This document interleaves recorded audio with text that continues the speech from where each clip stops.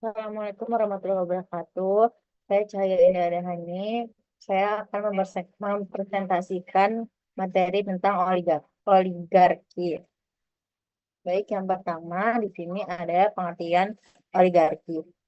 Oligarki adalah bentuk pemerintahan di mana kekuasaan terpusat pada segelintir orang ataupun kelompok kecil. Kelompok ini biasanya memiliki kekayaan, pengaruh, ataupun koneksi yang kuat yang memungkinkan mereka mengendalikan sumber daya dan pengambilan keputusan. Terus di sini ada ciri-ciri oligarki. Yang pertama di sini ada kekuasaan terpusat. Keputusan penting hanya diambil oleh segelintir orang.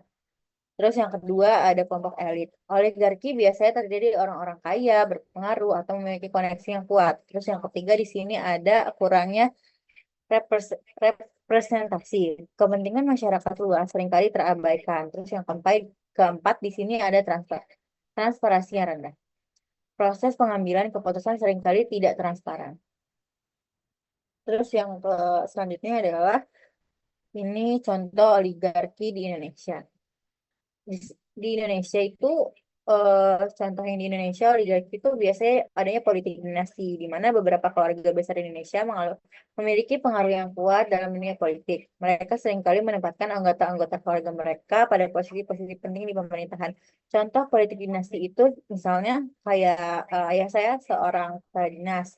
Terus saya minta diangkat pada ayah saya menjadi kepala dinas selanjutnya. Begitu itu contoh oligarki di Indonesia atau politik dinasti di mana satu politik itu yang diisinya dengan keluarga-keluarga semua atau biasa kita sebut mengandalkan kekuatan orang dalamnya seperti itu. Terus selanjutnya di sini itu ada dampak negatif dari oligarki. Yang pertama itu ada kesenjangan sosial, yang kedua ada korupsi, yang ketiga ada kurangnya inovasi.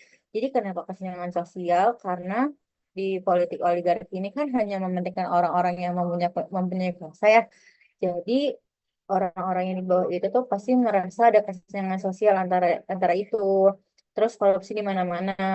Kan tadi dibilang kalau misalnya ada oligarki ini pasti ada transparansiasi yang tidak transparan gitu. Itu tuh memungkinkan korupsi ini terjadi seperti itu.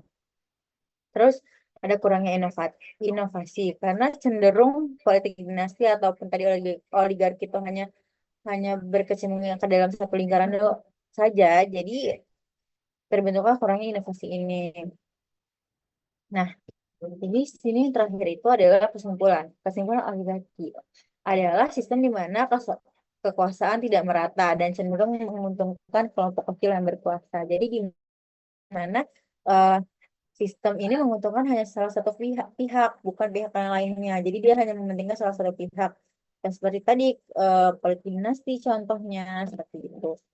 Mungkin itu saja yang bisa saya sampaikan tentang presentasi dan pengertian, terus dampak oligarki dan ciri-ciri oligarki. Terima kasih atas presentasi yang telah saya sampaikan. Semoga bisa dimengerti. Saya akhiri, wassalamualaikum warahmatullahi wabarakatuh.